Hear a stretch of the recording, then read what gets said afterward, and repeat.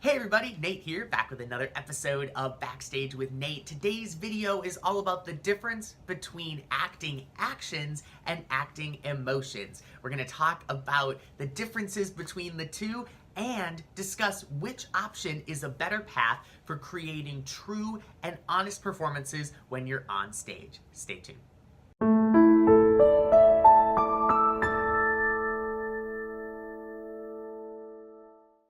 If you've been noticing a theme throughout this month's videos, it's the ideas of Konstantin Stanislavski. Of course, breaking things down into what do I want, how do I get it, and what stands in my way. That how do I get it step is the action. The action of what you're going to do to get what you want. Actually, if we think about the word actor, it's a person who acts. That seems obvious, right? But the action is what the actor actually does. We do actions. This is important because a lot of times we get so caught up in the emotions that our characters are experiencing, and we try to play those emotions, but as we'll talk about in a second, playing emotions is way more challenging than it really appears. So to start off this conversation, I would like to reference a quote by the great acting teacher Stella Adler.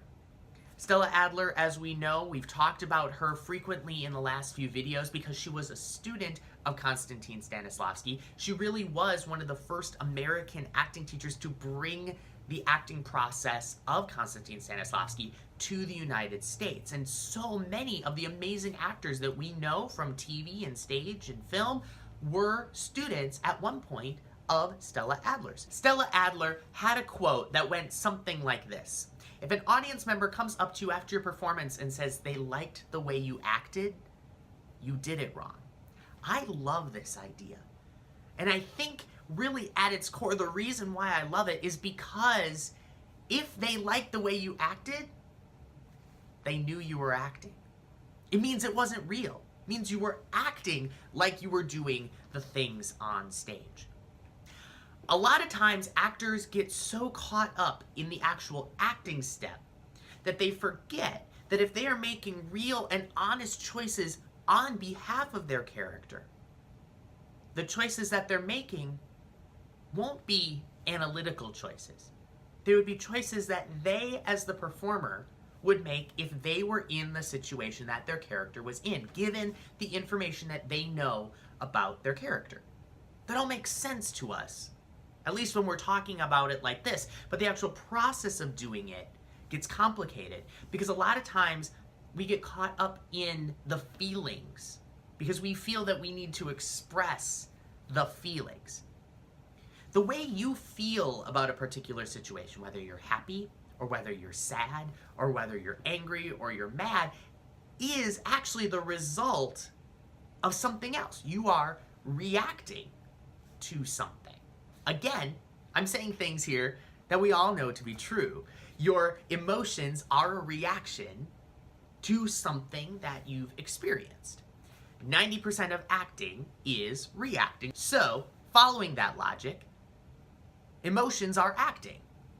Well, not exactly. Your character is experiencing the emotion, and they are feeling things. But a lot of times, emotions are very intrinsic. They're very inside of you, not something that you can physically express. And more importantly, in our society, especially here in the United States, we spend so much of our time trying to suppress emotions and not let people see our emotions or see our feelings, that when we try to play those emotions and those feelings on stage, it's not real.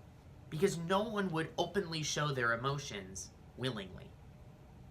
They would try to hide them, try to cover, try to suppress. Again, these are actions. To hide, to cover, to suppress are verbs. Of course, you could say, well, my character is acting happy. Great. But again, to reference Ms. Adler, then we know you're acting. Your character may act happy, but really be feeling something else. Then is it real? No. They are acting. They're lying. There's another famous quote by the great Elaine Stritch. who said, you cannot tell an audience a lie. They'll know it before you do, before you even open your mouth. If you are acting an emotion, you are inherently lying. If that's the choice you're making and the character is lying about the emotions, that's different. That's a conscious choice on your part to have your character lie. That's an action. That's something you can do. But it's not going to be real if you act happy, if you act sad. Those should be byproducts. Those should be reactions to the experience on stage. No one consciously chooses the emotions that they're experiencing in real life. You can say, I'm going to act happy because that will make me happy. Again, forcing the emotion. So I tell my students all the time, forget about trying to control the emotions unless that is a choice that your character would make in the moment. Instead, make the choices for your character and allow whatever feelings that happen as a result happen. That's going to be real. That's going to be honest. Then you're not lying. Actors are inherently liars, but we don't have to be.